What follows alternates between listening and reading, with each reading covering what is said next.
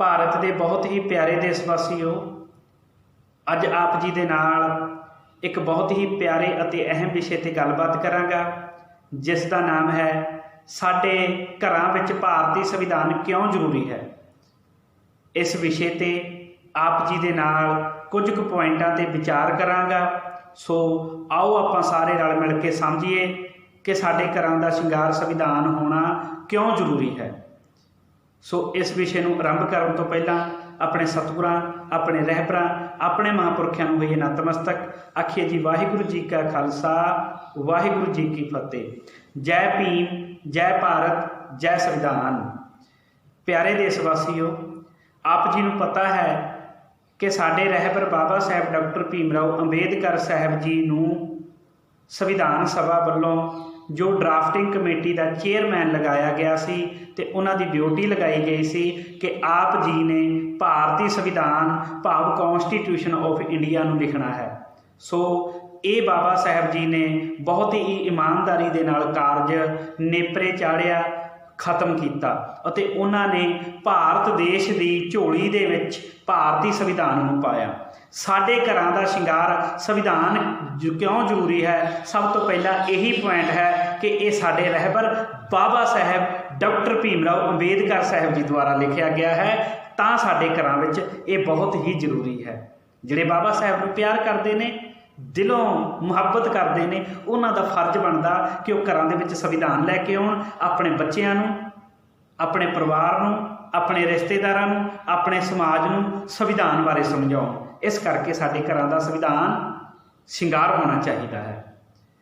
ਇੱਕ ਹੋਰ ਨਾਲ ਜ਼ਰੂਰੀ ਮੈਂ ਬੇਨਤੀ ਇਹ ਕਰਦੇ ਹਾਂ, ਜਿਹੜਾ ਭਾਰਤੀ ਸੰਵਿਧਾਨ ਹੈ, ਜਦੋਂ ਤੁਸੀਂ ਇਹਨੂੰ ਪੜ੍ਹੋਗੇ ਤਾਂ ਤੁਹਾਨੂੰ ਇਹਦੇ ਵਿੱਚੋਂ ਸਾਡੇ ਭਾਰਤ ਦੇ ਜਿਹੜੇ ਬਹੁਜਨ ਮਹਾਂਪੁਰਖ ਨੇ, ਇਹਨਾਂ ਦੇ ਸੰਘਰਸ਼ ਦੀ ਝਲਕ ਆਏਗੀ। ਤੁਸੀਂ ਬੁੱਧ ਕ੍ਰਾਂਤੀ ਵੇਖੋ, ਸਿੱਖ ਕ੍ਰਾਂਤੀ ਵੇਖੋ, ਅੰਬੇਡਕਰ ਕ੍ਰਾਂਤੀ ਵੇਖੋ। ਜੋ ਇਹਨਾਂ ਦਾ ਮਿਸ਼ਨ ਸੀ ਕਿ ਸਾਰਾ ਸਮਾਜ ਇੱਕ ਹੋਣਾ ਚਾਹੀਦਾ, ਇਸ 'ਤੇ ਕਿਸੇ ਦਾ ਸ਼ੋਸ਼ਣ ਨਹੀਂ ਹੋਣਾ ਚਾਹੀਦਾ, ਸਾਰਿਆਂ ਨੂੰ ਬਰਾਬਰ ਦੀ ਨਿਗਾਹ ਨਾਲ ਸਮਝਣਾ ਚਾਹੀਦਾ, ਸਾਰਿਆਂ ਲਈ ਬਰਾਬਰ ਸਹੂਲਤਾਂ ਮਿਲਣੀਆਂ ਚਾਹੀਦੀਆਂ ਨੇ, ਅਤੇ ਜੋ ਸਾਡੇ ਰਹਿਬਰ ਚਾਹੁੰਦੇ ਸੀ ਉਹ ਬਾਬਾ ਸਾਹਿਬ ਜੀ ਨੇ ਸਾਡੀ ਝੋਲੀ ਦੇ ਵਿੱਚ ਪਾਇਆ। ਇਸ ਕਰਕੇ ਸੰਵਿਧਾਨ ਜ਼ਰੂਰੀ ਹੈ। ਪਹਿਲਾ ਪੁਆਇੰਟ ਇਹ ਹੈ ਕਿ ਇਹ ਸਾਡੇ ਬਾਬਾ ਸਾਹਿਬ ਜੀ ਨੇ ਲਿਖਿਆ ਤਾਂ ਜ਼ਰੂਰੀ ਹੈ। ਦੂਸਰਾ ਪੁਆਇੰਟ ਇਹ ਹੈ ਕਿ ਸੰਵਿਧਾਨ ਤੋਂ ਬਿਨਾਂ ਅਸੀਂ ਗੁਲਾਮ ਹੋ ਜਾਵਾਂਗੇ। ਭਾਰਤੀ ਸੰਵਿਧਾਨ ਸਾਡੇ ਘਰਾਂ ਦਾ ਸ਼ਿੰਗਾਰ ਇਸ ਲਈ ਹੋਣਾ ਚਾਹੀਦਾ ਹੈ ਕਿਉਂਕਿ ਅਸੀਂ ਲੋਕ ਉਹ ਹਾਂ ਜਿਨ੍ਹਾਂ ਨੇ ਹਜ਼ਾਰਾਂ ਸਾਲ, ਸਦੀਆਂ ਇਸ ਦੇਸ਼ ਦੇ ਵਿੱਚ ਆਪਣੀ ਧਰਤੀ ਉੱਤੇ, ਆਪਣੀ ਧਰਤੀ ਹੁੰਦਿਆਂ, ਆਪਣੀ ਪਾਣੀ ਹੁੰਦਿਆਂ ਅਸੀਂ ਇੱਥੇ ਗੁਲਾਮੀ ਝੱਲੀ। ਮੂੰਹ 'ਤੇ ਸਾਡੇ ਕੁੱਜੇ ਬੰਨੇ ਗਏ, ਲੱਕਾਂ ਨਾਲ ਸਾਡੇ ਝਾੜੂ ਬੰਨੇ ਗਏ, ਪਿੰਡਾਂ ਤੋਂ ਸਾਨੂੰ ਬਾਹਰ ਰੱਖਿਆ ਗਿਆ। ਸਾਡੀ ਜ਼ਮੀਨ ਸੀ, ਸਾਡੀਆਂ ਫਸਲਾਂ ਸੀ, ਸਾਡੇ ਪਾਣੀ ਸੀ, ਪਰ ਇਹ ਵਰਤਣ ਦਾ ਸਾਨੂੰ ਅਧਿਕਾਰ ਨਹੀਂ ਸੀ। ਸਾਨੂੰ ਗੁਲਾਮ ਬਣਾ ਕੇ ਰੱਖਿਆ ਗਿਆ ਸੀ। ਅਤੇ ਜੇਕਰ ਸਾਨੂੰ ਆਜ਼ਾਦ ਕਰਾਇਆ, ਸਾਡੇ ਬਹੁਜਨ ਮਹਾਂਪੁਰਖਾਂ ਦੇ ਸੰਘਰਸ਼ ਨੇ, ਸਾਡੇ ਸਤਿਗੁਰਾਂ ਦੇ ਸੰਘਰਸ਼ ਨੇ, ਅਤੇ ਭਾਰਤੀ ਸੰਵਿਧਾਨ ਨੇ ਕਾਨੂੰਨੀ ਤੌਰ 'ਤੇ ਜੋ ਮੋਹਰ ਲਾਈ ਹੈ, ਭਾਰਤੀ ਸੰਵਿਧਾਨ ਨੇ ਲਾਈ ਹੈ, ਅਸੀਂ ਕਾਨੂੰਨੀ ਤੌਰ 'ਤੇ ਬਿਲਕੁਲ ਆਜ਼ਾਦ ਹਾਂ।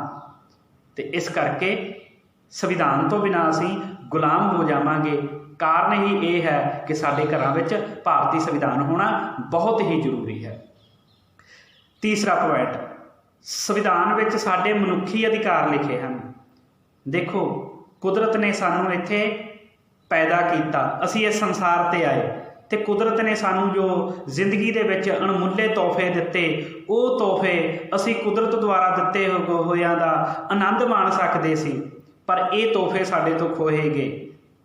ਤਾਂ ਹੀ ਇਹਦਾ ਜ਼ਿਕਰ ਆਇਆ ਨਾ ਕਿ ਮਨੁੱਖੀ ਅਧਿਕਾਰ ਸੀ ਜੋ ਸਾਡੇ। ਮਨੁੱਖੀ ਅਧਿਕਾਰ ਕਿਹੜੇ ਕਿਹੜੇ ਸੀ? ਜਿਵੇਂ ਹਵਾ ਲੈਣ ਦਾ ਅਧਿਕਾਰ, ਸਾਨੂੰ ਇੱਥੇ ਪਾਣੀ ਦਾ ਅਧਿਕਾਰ, ਧਰਤੀ 'ਤੇ ਰਹਿਣ ਸਹਿਣ ਦਾ ਅਧਿਕਾਰ, ਅੱਖਾਂ ਨਾਲ ਦੇਖਣ ਦਾ ਅਧਿਕਾਰ, ਕੰਨਾਂ ਨਾਲ ਸੁਣਨ ਦਾ ਅਧਿਕਾਰ, ਮੂੰਹ ਨਾਲ ਬੋਲਣ ਦਾ ਅਧਿਕਾਰ। ਇਹ ਮਨੁੱਖੀ ਅਧਿਕਾਰ ਸੀ ਨਾ, ਪਰ ਇਹ ਵੀ ਅਧਿਕਾਰ ਸਾਡੇ ਤੋਂ ਖੋਹ ਲਏ ਗਏ ਸੀ। ਇਹ ਅਧਿਕਾਰ ਤੁਹਾਡੇ ਤੋਂ ਹੁਣ ਕੋਈ ਵੀ ਖੋਹ ਨਹੀਂ ਸਕਦਾ, ਇਹ ਸੰਵਿਧਾਨ ਵਿੱਚ ਲਿਖੇ ਨੇ। ਇਸ ਕਰਕੇ ਤੁਹਾਡੇ ਘਰਾਂ ਦੇ ਵਿੱਚ ਸੰਵਿਧਾਨ ਜ਼ਰੂਰੀ ਹੈ। ਅੱਗੇ ਜਿਹੜਾ ਮੈਂ ਪੁਆਇੰਟ ਤੁਹਾਡੇ ਨਾਲ ਚੌਥਾ ਸਾਂਝਾ ਕਰਾਂਗਾ ਉਹ ਇਹ ਹੈ, ਜੋ ਸੰਵਿਧਾਨ ਹੈ, ਸੰਵਿਧਾਨ ਵਿੱਚ ਸਾਡੇ ਮਨੁੱਖੀ ਅਧਿਕਾਰਾਂ ਦੀ ਰੱਖਿਆ ਲਈ ਕਾਨੂੰਨੀ ਅਧਿਕਾਰ ਲਿਖੇ ਹਨ। ਜਿਹੜੇ ਮੈਂ ਤੁਹਾਡੇ ਨਾਲ ਮਨੁੱਖੀ ਅਧਿਕਾਰਾਂ ਦੀ ਗੱਲ ਕੀਤੀ ਆ, ਇਹ ਤੁਹਾਡੇ ਕੋਈ ਵੀ ਖਤਮ ਨਹੀਂ ਕਰ ਸਕਦਾ, ਇਹ ਸੰਵਿਧਾਨ ਵਿੱਚ ਲਿਖੇ ਨੇ। ਜੇਕਰ ਤੁਹਾਡੇ ਇਹ ਕੋਈ ਅਧਿਕਾਰਾਂ ਨੂੰ ਖਤਮ ਕਰੇਗਾ ਤਾਂ ਤੁਸੀਂ ਮਾਣਯੋਗ ਹਾਈ ਕੋਰਟ ਦੇ ਵਿੱਚ, ਸੁਪਰੀਮ ਕੋਰਟ ਦੇ ਵਿੱਚ, ਮਾਣਯੋਗ ਅਦਾਲਤ ਦੇ ਵਿੱਚ ਰਿਟ ਲਗਾ ਸਕਦੇ ਹੋ। ਤੁਸੀਂ ਇਹਨਾਂ ਅਧਿਕਾਰਾਂ ਦਾ ਆਨੰਦ ਮਾਣ ਸਕਦੇ ਹੋ। ਆਰਟੀਕਲ 32 ਅਤੇ ਆਰਟੀਕਲ 226 ਜੋ ਭਾਰਤੀ ਸੰਵਿਧਾਨ ਦੇ ਵਿੱਚ ਦਰਜ ਨੇ, ਇਹਨਾਂ ਨੂੰ ਮੁੱਖ ਰੱਖਦਿਆਂ ਹੋਇਆਂ ਇਹ ਜੋ ਮਨੁੱਖੀ ਅਧਿਕਾਰ ਨੇ ਇਹਨਾਂ ਦਾ ਤੁਸੀਂ ਆਨੰਦ ਮਾਣ ਸਕਦੇ ਹੋ। ਜੇ ਕੋਈ ਇਹ ਤੁਹਾਡੇ ਤੋਂ ਅਧਿਕਾਰ ਖੋਹਦਾ ਹੈ ਤਾਂ 32 ਅਤੇ ਆਰਟੀਕਲ 226 ਦੇ ਤਹਿਤ ਤੁਹਾਡੇ ਲਈ ਮਾਣਯੋਗ ਅਦਾਲਤ ਸਾਹਿਬਾਨ ਦੇ ਦਰਵਾਜ਼ੇ ਖੋਲ੍ਹ ਦਿੱਤੇ ਗਏ ਹਨ। ਇਸ ਕਰਕੇ ਇਹ ਅਧਿਕਾਰ ਤੁਹਾਡੇ ਤੋਂ ਕੋਈ ਖੋਹ ਨਹੀਂ ਸਕਦਾ। ਤਾਂ ਤੁਹਾਨੂੰ ਮੈਂ ਕਹਿ ਰਿਹਾ, ਤੁਹਾਡੇ ਘਰਾਂ ਦਾ ਸ਼ਿੰਗਾਰ ਸੰਵਿਧਾਨ ਹੋਣਾ ਚਾਹੀਦਾ ਹੈ। ਤੁਹਾਡੇ ਘਰ ਦੇ ਵਿੱਚ ਸੰਵਿਧਾਨ ਹੋਏਗਾ, ਤੁਹਾਨੂੰ ਪਤਾ ਹੋਏਗਾ, ਤੇ ਤੁਹਾਡੇ ਇਹ ਅਧਿਕਾਰ ਕੋਈ ਵੀ ਖੋਹ ਨਹੀਂ ਸਕਦਾ। ਅਗਲਾ ਜਿਹੜਾ 5ਵਾਂ ਪੁਆਇੰਟ ਹੈ ਉਹ ਇਹ ਹੈ, ਭਾਰਤੀ ਸੰਵਿਧਾਨ ਨੇ ਸਾਨੂੰ ਸਰੀਰਕ ਅਤੇ ਮਾਨਸਿਕ ਤੌਰ ਤੇ ਆਜ਼ਾਦੀ ਦਿੱਤੀ ਹੈ। ਪਿਆਰੇ ਦੇਸ਼ ਵਾਸੀਓ, ਜਦੋਂ ਤੁਸੀਂ ਸੰਵਿਧਾਨ ਨੂੰ ਪੜ੍ਹੋਗੇ ਤਾਂ ਸੰਵਿਧਾਨ ਨੂੰ ਪੜ੍ਹਨ ਲੱਗਿਆਂ ਤੁਹਾਡੇ ਸਾਹਮਣੇ ਜੋ ਇੱਕ ਬਹੁਤ ਹੀ ਪਿਆਰਾ ਸੰਦੇਸ਼ ਹੈ ਉਹ ਇਹ ਹੈ ਕਿ ਭਾਰਤ ਦੇ ਲੋਕ ਸਾਰੇ ਬਰਾਬਰ ਨੇ, ਇੱਕ ਨੇ, ਉਹ ਸਰੀਰਕ ਤੌਰ ਤੇ ਅਤੇ ਮਾਨਸਿਕ ਤੌਰ ਤੇ ਬਿਲਕੁਲ ਸੁਤੰਤਰ ਨੇ, ਆਜ਼ਾਦ ਨੇ। ਇਸ ਕਰਕੇ ਮੈਂ ਕਹਿ ਰਿਹਾ, ਤੁਹਾਡੇ ਘਰਾਂ ਦਾ ਸ਼ਿੰਗਾਰ ਭਾਰਤੀ ਸੰਵਿਧਾਨ ਹੋਣਾ ਚਾਹੀਦਾ ਹੈ। ਅੱਗੇ ਜੋ 6ਵਾਂ ਅਧਿਕਾਰ ਹੈ ਉਹ ਇਹ ਹੈ, ਭਾਰਤੀ ਸੰਵਿਧਾਨ ਬਰਾਬਰਤਾ ਅਤੇ ਆਜ਼ਾਦੀ ਦਾ ਅਧਿਕਾਰ ਦਿੰਦਾ ਹੈ। ਅਸੀਂ ਸਾਰੇ ਬਰਾਬਰ ਹਾਂ, ਸਾਡੇ ਵਿੱਚ ਕੋਈ ਭੇਦਭਾਵ ਨਹੀਂ ਹੋਣਾ ਚਾਹੀਦਾ। ਜੇ ਕੋਈ ਸਾਡੇ ਵਿੱਚ ਭੇਦਭਾਵ ਕਰੇਗਾ, ਛੂਆ-ਛਾਤ ਜਾਂ ਜਾਤ-ਪਾਤ ਜਾਂ ਹੋਰ ਨਫ਼ਰਤ ਦੇ ਤਰੀਕੇ ਨਾਲ ਸਾਨੂੰ ਵੇਖੇਗਾ, ਸਾਡੇ ਲਈ ਕਾਨੂੰਨ ਦੇ ਦਰਵਾਜ਼ੇ ਖੁੱਲ੍ਹੇ ਹਨ ਅਤੇ ਅਸੀਂ ਕਾਨੂੰਨ ਕੋਲੇ ਆਪਣੀ ਜੋ ਵੀ ਰਿਕੁਐਸਟ ਆ, ਬੇਨਤੀ ਆ, ਕਰ ਸਕਦੇ ਹਾਂ ਅਤੇ ਸਾਡੇ ਨਾਲ ਕੋਈ ਵੀ ਦੁਰਵਿਵਹਾਰ ਨਹੀਂ ਕਰ ਸਕਦਾ। ਅਸੀਂ ਸਭ ਬਰਾਬਰ ਹਾਂ, ਸਾਨੂੰ ਬਰਾਬਰੀ ਵਾਲੇ ਪਦ ਤੋਂ ਕੋਈ ਵੀ ਨੀਚਾ ਨਹੀਂ ਕਰ ਸਕਦਾ। ਅਸੀਂ ਬਿਲਕੁਲ ਆਜ਼ਾਦ ਹਾਂ, ਜਿੱਥੇ ਮਰਜ਼ੀ ਆ ਜਾ ਸਕਦੇ ਹਾਂ, ਰਹਿ ਸਕਦੇ ਹਾਂ, ਖਾ ਪੀ ਸਕਦੇ ਹਾਂ, ਆਪਣਾ ਰਹਿਣ ਬਸੇਰਾ ਬਣਾ ਸਕਦੇ ਹਾਂ। ਇਸ ਕਰਕੇ ਸੰਵਿਧਾਨ ਸਾਡੇ ਘਰਾਂ ਵਿੱਚ ਬਹੁਤ ਹੀ ਜ਼ਰੂਰੀ ਹੈ, ਜੋ ਸਾਨੂੰ ਐਸੇ ਅਧਿਕਾਰ ਦਿੰਦਾ ਹੈ। ਅੱਗੇ 7ਵਾਂ ਅਧਿਕਾਰ, ਭਾਰਤੀ ਸੰਵਿਧਾਨ ਨੇ ਸਾਡੇ ਲਈ ਪੜ੍ਹਾਈ ਦੇ ਸਾਰੇ ਦਰਵਾਜ਼ੇ ਖੋਲ੍ਹ ਦਿੱਤੇ। ਆਪ ਜੀ ਨੂੰ ਪਤਾ, ਜੋ ਸਾਡੇ ਸਤਿਗੁਰੂ ਚਾਹੁੰਦੇ ਨੇ ਕਿ ਸਾਡਾ ਜਿਹੜਾ ਸਮਾਜ ਹੈ ਉਹ ਪੜ੍ਹਿਆ ਲਿਖਿਆ ਹੋਣਾ ਚਾਹੀਦਾ ਹੈ, ਸਮਝਦਾਰ ਹੋਣਾ ਚਾਹੀਦਾ ਹੈ, ਗਿਆਨਵਾਨ ਹੋਣਾ ਚਾਹੀਦਾ ਹੈ। ਇਸ ਲਈ ਅਸੀਂ ਵੱਧ ਤੋਂ ਵੱਧ ਐਜੂਕੇਟਡ ਹੋਈਏ, ਵੱਧ ਤੋਂ ਵੱਧ ਪੜ੍ਹਾਈ ਕਰੀਏ, ਕਿਉਂਕਿ ਜਿਹੜੇ ਪੜ੍ਹਾਈਆਂ ਕਰਦੇ ਨੇ ਉਹਨਾਂ ਨੂੰ ਨੌਕਰੀਆਂ ਵੀ ਮਿਲਦੀਆਂ ਨੇ। ਇਸ ਕਰਕੇ ਸੰਵਿਧਾਨ ਦੇ ਵਿੱਚ ਸਾਨੂੰ ਐਜੂਕੇਸ਼ਨ ਦਾ, ਪੜ੍ਹਾਈ ਦਾ ਅਧਿਕਾਰ ਦਿੱਤਾ ਗਿਆ ਹੈ, ਜੋ ਅਧਿਕਾਰ ਸਾਡੇ ਤੋਂ ਖੋਇਆ ਗਿਆ ਸੀ। ਸਾਡੇ ਰਹਿਬਰ, ਸਾਡੇ ਸਤਿਗੁਰੂ ਗੁਰੂ ਗ੍ਰੰਥ ਸਾਹਿਬ ਮਹਾਰਾਜ ਜੀ ਤਾਂ ਕਹਿ ਰਹੇ ਨੇ, ਮਾਧੋ ਅਵਿਦਿਆ ਹਿਤ ਕੀਨ, ਵਿਵੇਕ ਦੀਪ ਮਲੀਨ। ਤੁਹਾਡੇ ਕੋਲ ਜੇ ਗਿਆਨ ਨਾ ਹੋਵੇ, ਸਮਝ ਨਾ ਹੋਵੇ, ਪੜ੍ਹਾਈ ਨਾ ਹੋਵੇ, ਐਜੂਕੇਸ਼ਨ ਨਾ ਹੋਵੇ ਤਾਂ ਤੁਹਾਡੀ ਜਿਹੜੀ ਮੱਤ ਮੱਤ ਦਾ ਦੀਵਾ ਹੈ ਉਹ ਮੱਧਮ ਪੈ ਜਾਏਗਾ ਅਤੇ ਮੱਧਮ ਪੈਣ ਦੇ ਨਾਲ ਤੁਹਾਨੂੰ ਕੋਈ ਗੁਲਾਮ ਬਣਾ ਲਏਗਾ। ਇਸ ਕਰਕੇ ਤੁਹਾਡੇ ਲਈ ਐਜੂਕੇਸ਼ਨ, ਪੜ੍ਹਾਈ, ਗਿਆਨ ਬਹੁਤ ਹੀ ਜ਼ਰੂਰੀ ਹੈ, ਜੋ ਸੰਵਿਧਾਨ ਨੇ ਤੁਹਾਨੂੰ ਇਹ ਅਧਿਕਾਰ ਦੇ ਦਿੱਤਾ ਗਿਆ ਹੈ। ਜ਼ਰੂਰੀ ਬੇਨਤੀ ਮੈਂ ਇੱਕ ਹੋਰ ਕਰਦੇ ਹਾਂ ਕਿ ਤੁਹਾਡੇ ਨਾਲ ਭਾਰਤੀ ਸੰਵਿਧਾਨ ਦੀ ਜੋ ਲੜੀਵਾਰ ਵਿਚਾਰ ਕੀਤੀ ਜਾ ਰਹੀ ਹੈ, ਤੁਸੀਂ ਪੰਜਾਬੀ ਦੇ ਵਿੱਚ ਸੁਣ ਸਕਦੇ ਹੋ। ਜੋ ਗੁਰਪ੍ਰੀਤ ਸਿੰਘ ਸ਼ਿਮਲਾਪੁਰੀ YouTube ਪੇਜ 'ਤੇ ਜਾ ਕੇ ਤੁਸੀਂ ਵੀਡੀਓ ਨੂੰ ਦੇਖ ਸਕਦੇ ਹੋ ਅਤੇ ਹੋਰ ਲੋਕਾਂ ਤੱਕ, ਹੋਰ ਸਮਾਜ ਤੱਕ ਪਹੁੰਚਾ ਸਕਦੇ ਹੋ। ਅੱਗੇ ਜੋ ਆਪ ਜੀ ਦੇ ਨਾਲ 8ਵਾਂ ਪੁਆਇੰਟ ਸਾਂਝਾ ਕਰਨਾ ਹੈ ਉਹ ਇਹ ਹੈ ਕਿ ਭਾਰਤੀ ਸੰਵਿਧਾਨ ਨੇ ਸਾਡੇ ਬੱਚਿਆਂ ਨੂੰ 6 ਸਾਲ ਤੋਂ ਲੈ ਕੇ 14 ਸਾਲ ਤੱਕ ਦੇ ਬੱਚਿਆਂ ਲਈ ਪੜ੍ਹਾਈ ਬਿਲਕੁਲ ਮੁਫਤ ਅਤੇ ਫ੍ਰੀ ਦੇਣ ਦਾ ਐਲਾਨ ਕੀਤਾ ਹੈ। ਕਿਆ ਬਾਤ ਹੈ। ਜਦੋਂ ਤੁਸੀਂ ਭਾਰਤੀ ਸੰਵਿਧਾਨ ਦਾ ਆਰਟੀਕਲ 21A ਪੜ੍ਹੋਗੇ, ਉਹਦੇ ਵਿੱਚ ਇਹ ਅਧਿਕਾਰ ਲਿਖਿਆ ਹੈ ਕਿ ਰਾਜ ਦਾ ਫਰਜ਼ ਬਣਦਾ ਹੈ, ਭਾਵ ਸਰਕਾਰ ਦਾ ਫਰਜ਼ ਬਣਦਾ ਹੈ, ਜਿੰਨੇ ਵੀ ਭਾਰਤ ਦੇ ਵਿੱਚ ਬੱਚੇ ਨੇ ਉਹ ਸਾਰੇ ਬੱਚੇ ਜਿਨ੍ਹਾਂ ਦੀ ਉਮਰ 6 ਤੋਂ ਲੈ ਕੇ 14 ਸਾਲ ਤੱਕ ਹੈ, ਉਹ ਸਾਰੇ ਸਕੂਲ ਦੇ ਵਿੱਚ ਮਿਲਣੇ ਚਾਹੀਦੇ ਨੇ। ਕੋਈ ਰੋੜੀ ਨਾ ਕੁੱਟਦਾ ਹੋਵੇ, ਕੋਈ ਰੂੜੀਆਂ 'ਤੇ ਕਾਗਜ਼ ਨਾ ਚੁੱਕਦਾ ਹੋਵੇ, ਕੋਈ ਕਾਰਖਾਨਿਆਂ ਦੇ ਵਿੱਚ, ਫੈਕਟਰੀਆਂ ਦੇ ਵਿੱਚ ਆਪਣਾ ਜੋ ਬਚਪਨ ਹੈ ਉਹ ਖਰਾਬ ਨਾ ਕਰੇ।